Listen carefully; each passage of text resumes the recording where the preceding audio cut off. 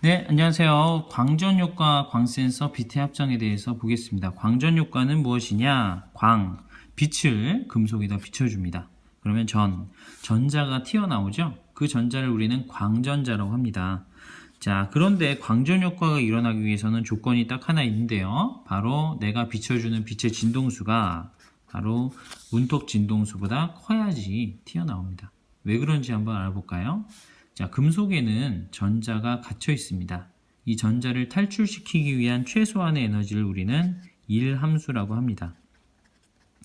그럼 내가 비춰주는 빛 입자 하나가 가서 전자에 부딪혔을 때, 자, 빛이 가진 에너지를, 빛 입자 하나가 가진 에너지를 HF라고 합니다.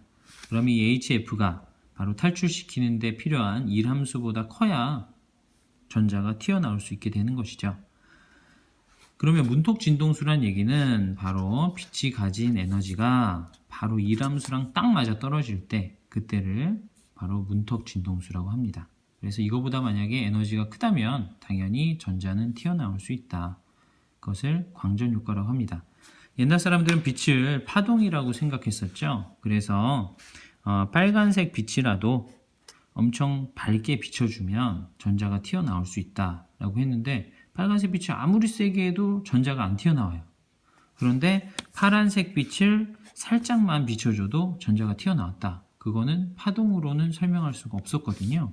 그래서 빛이 바로 입자라는 증거가 되는 아주 중요한 효과입니다. 자, 예를 들어 보면 자, 빨간색 빛은 진동수가 작죠? 에너지를 3이라고 해봅시다.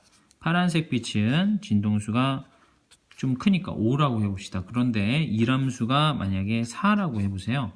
그러면 3이 전자에 와도 4가 필요하기 때문에 밖으로 못 나가는 거죠.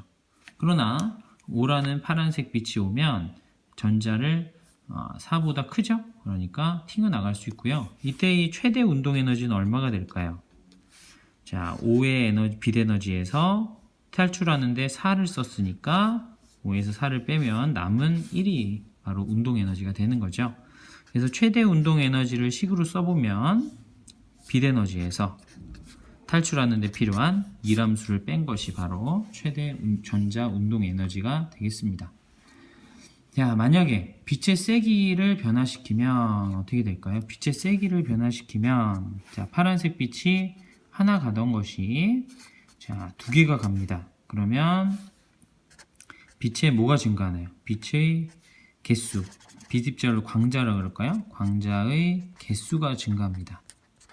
광자의 개수가 증가하면 전자가 하나 나오던 것이 2개 나오죠? 바로 전자의 수가 증가합니다.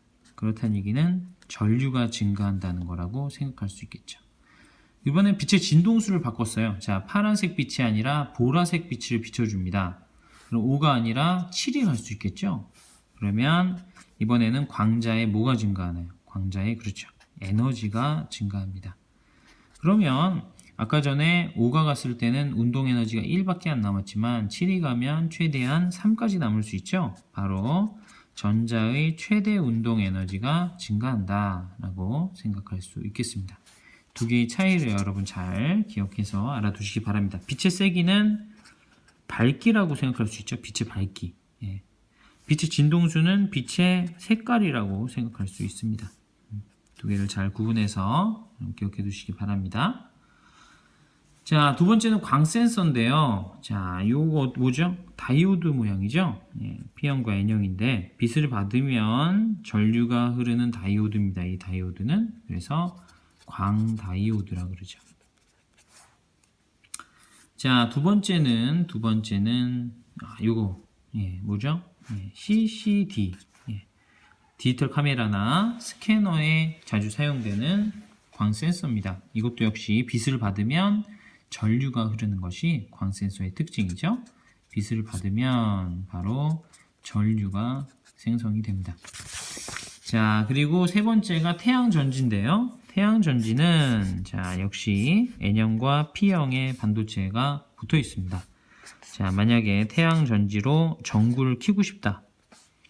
그러면 전구가 켜졌다는 얘기는 전류가 흐른다는 얘기죠. 예, 어떻게 되는 건가요? 빛이 오면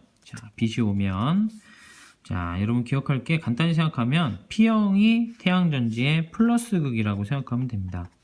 N형이 그러면 마이너스 극이 되겠죠? 그러면 전류는 플러스 극에서 나와서 마이너스 극으로 들어갑니다. 자, 전류의 방향은 양공의 방향과 똑같죠? 그래서 양공은 자, 이렇게 전류가 흐르려면 양공은 이렇게 가야 되겠죠. 그죠? 양공은 이 방향으로 간다는 거. 자, 전자는 전류의 방향과 반대입니다. 전자는 이렇게 가는 거죠. 그러면 전자는 이렇게 가겠죠. 그래서 전자와 양공의 이동 방향이 반대라는 거 여러분 기억해 두시기 바랍니다. 자, 마지막으로 빛의 삼원색과 합성 보겠습니다. 빛의 삼원색이 여러분 뭐죠? 그렇죠. RGB. RGB가 되죠. 자, 아이고, 잘못 썼네요. RGB. 네. 빛의 삼원색을 합성해 보면, 자, R과 G가 합성되면, 뭐가 되죠? 노란색이 되고요. 그리고 R과 B가 합성되면, 뭐가 되죠? R, 빨간색과, 자홍색이 됩니다. 그리고 G와 B가 합성되면, 청록색이 되겠죠. 그렇지?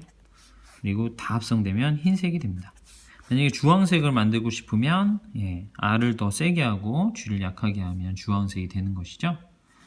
자, 근데 빛의 삼원색이 왜 RGB일까요? 그것은 사람의 원뿔세포와 관련이 있습니다. 사람의 원뿔세포에 세 가지가 있습니다. 자, 이렇게 있는데 파장이 긴 거부터 바로 RGB가 되겠죠. 자, 그래서 이 빛의 삼원색이 RGB가 된 것입니다. 자, 만약에 노란색을 사람이 인식하고 싶어요. 그러면 어떻게 인식하는지 한번 보겠습니다. 노란색 빛이 맨 처음에 들어오는 경우가 있습니다. 노란색 빛은 빨주노초, 빨간색과 초록색의 중간 정도에 되겠죠? 그러면 자, 노란색 빛이 들어오면 R과 G가 동시에 흥분하게 됩니다. 그러면 사람은 노란색이구나 인식을 하게 되는 것이죠. 그런데 만약에 노란색이 없어도 사람이 노란색으로 보이게 할 수 있어요. TV 모니터의 경우에는 RGB만 있죠? 노란색은 없어요. 근데 어떻게 우리가 노란색을 볼 수 있죠? 노란색 빛은 아예 존재하지 않는데 바로 빨간색 빛과 초록색 빛을 동시에 보여주는 겁니다. 그러면 빨간색과 초록색 빛이 동시에 보여주면 빨간색도 흥분하고 초록색도 흥분하죠. 그러면 사람은 노란색으로 인식을 하게 되는 겁니다. 속고 있는 거죠, 사실은. 그래서 빛의 합성까지 우리가 봤고요. 다음 시간에 보도록 하겠습니다.